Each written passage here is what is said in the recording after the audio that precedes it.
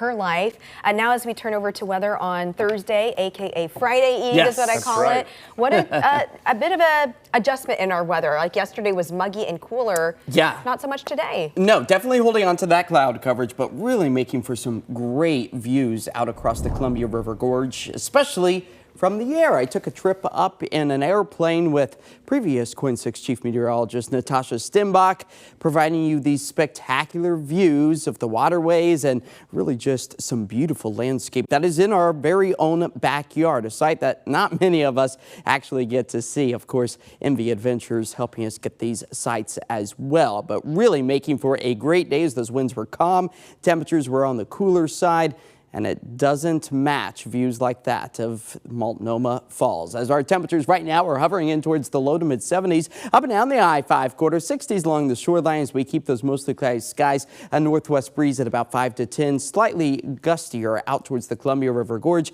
nearing 25. As far as the radar and satellite goes, still holding on to those cloudy conditions, but slowly breaking down across our area. After early this morning, we were able to squeeze out an additional 2/100ths of an inch in places like Kelso and Longview. But a live look across our area right now, that's where we're enjoying a little bit more of that sunshine out towards Seaside. The clouds still bouncing around the high terrain of the Cascades, and just the same for the valley locations. All as this latest low pressure system peels its way out of the Pacific Northwest, a ridge of high pressure pushing us back into the summer-like territory by Sunday, Monday. That's when the peak of the heat could push us back up into the mid 90s. So summer definitely still underway as our temperatures are expected to warm well above the average of 83, but not likely to break any records Sunday and Monday. And the good news is for those cooler temperature lovers, we do have another cool down in the works as we move our way into the middle and end of next week. But before we get there, again, it's going to be Sunday and Monday. Extreme heat watches in effect. Remember, this is the second time we have seen these issued from the National Weather Service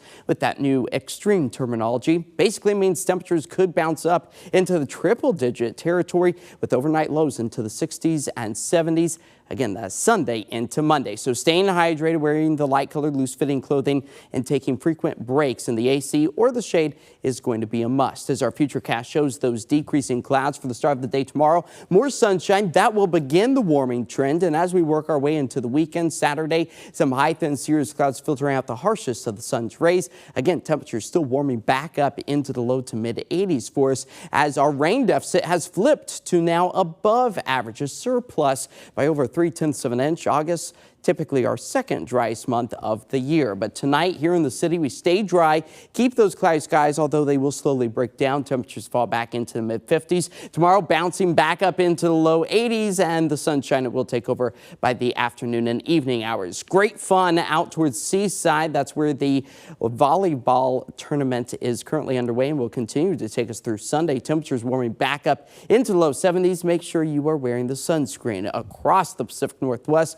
because the summer heat, it peaks Sunday, Monday. We've highlighted those days in red just to make sure that you stay weather aware as the high heat returns. And then we'll slowly cool things off by the middle and end of next week. You'll notice us falling back into the upper 70s 1 week from today with a chance for a stray raindrop or two. So a welcome sight. Yeah, a little bit of everything on there. Yes, that is what August has brought us so far. Thanks, Josh. Yeah.